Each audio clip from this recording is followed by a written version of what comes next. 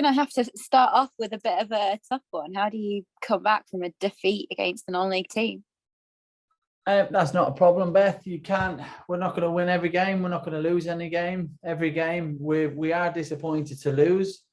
There's a way to lose games. We played well. We hit the bar. Regan's missed a one-on-one, but a perfectly good goal disallowed. We had a 100% penalty turned down. Regan's almost scored from a corner. So we had plenty of chances. We spent, I would say, 70% of the game in their half.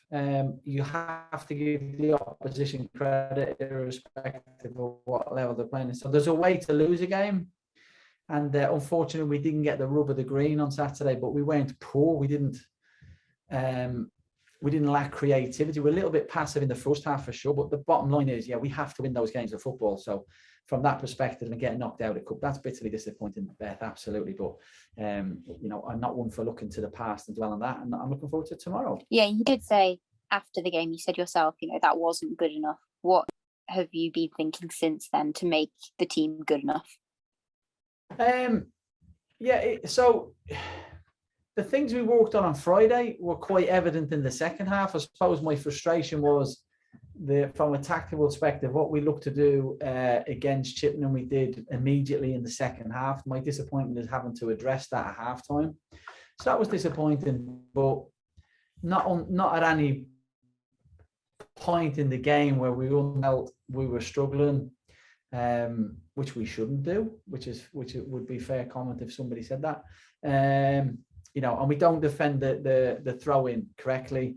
TJ loses man for the goal, which is obviously, and we get punished for it, so we accept that. I suppose my frustration would be around how passive we were starting the game and not being brave enough on the ball to take chances or execute the game plan that we discussed.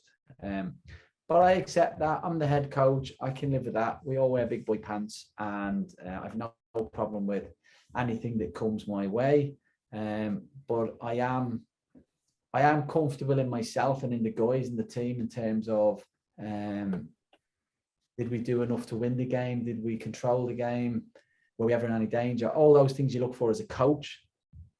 Yeah, that was fine. But unfortunately, when you lose a game of football, especially against a team that's several leagues below you, the result leaves you open to criticisms. And I accept that. I'm fine with that.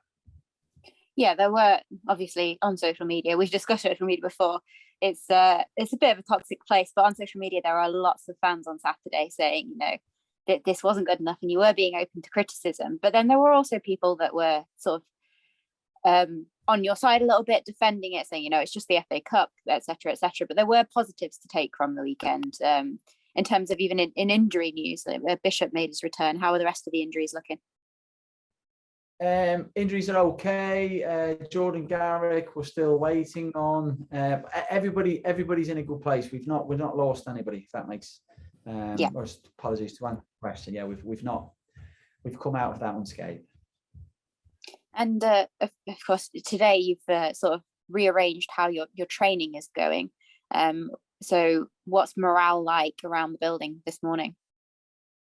Good, Beth, because one thing we are is a really balanced group. I don't want anybody to think we're not disappointed about Saturday's result. We are, but on the whole, I'm really pleased, and collectively, we're really pleased with where we are this season and what we're doing and what we're trying to achieve. There's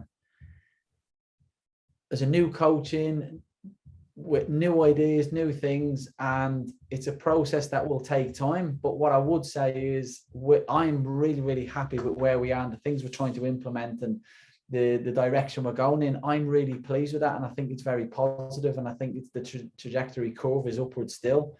So, but we've not come in to build a team for the first game against Exeter or win the league in November. That's going to take a period of time, but I do feel we have started really, really well. So I think Ipswich is a really good example. Like when we beat Ipswich 1-0, it was a great result, really, really pleased, but no one got carried away. And when we lose a game, we don't do that either. Unfortunately, a cup game, you don't get an opportunity to correct it. And that's the can be sometimes the disappointments of the cup, but it can also be the magic of the cup, But I'm not happy. I get that. I understand frustrations. I'm absolutely comfortable with that, but I've moved on. Okay, so yeah, moving on to the League Cup. What are your thoughts of Bristol City as an opposition? Championship side, brilliant manager, got some very, very good individual players. Obviously had the experience of playing against them twice last year with Birmingham, so really tough game, big pitch, fantastic stadium.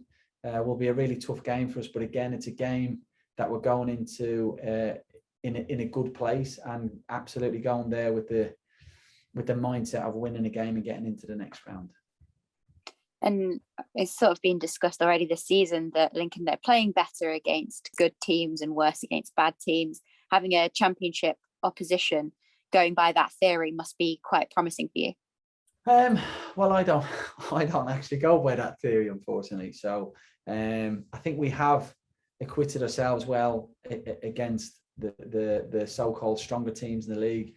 I think against, and I suppose against those teams that I'm assuming you're talking about, Beth, are the home games, the Accrington, Fleetwood, Forest Green. I think we've had really good periods in those games where we played. Against Forest Green, I thought we were very good for 60 odd minutes. Against Fleetwood, I thought we were outstanding, unfortunately for about 20 minutes, but we've not seen games out. That's definitely been a disappointment at home, but on the whole, I think our performances have been good.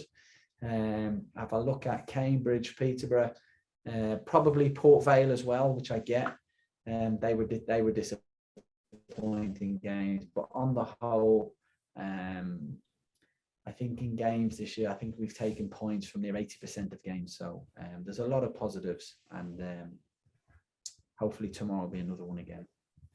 And let's just talk about the attacking threats. Obviously, probably not had the outcome that you would have wished for in the way that you've been operating so far. Can we expect any changes? I'm not quite sure I understand that question on the whole. I mean, we've lost Danny. Jack wasn't available for Chippenham. But on the whole, I think the lads that have played, when they've played, have done very well. I don't know what the percentage is in terms of games we've scored in, but I know it's really, really high in terms of there's been very few games we've not scored in.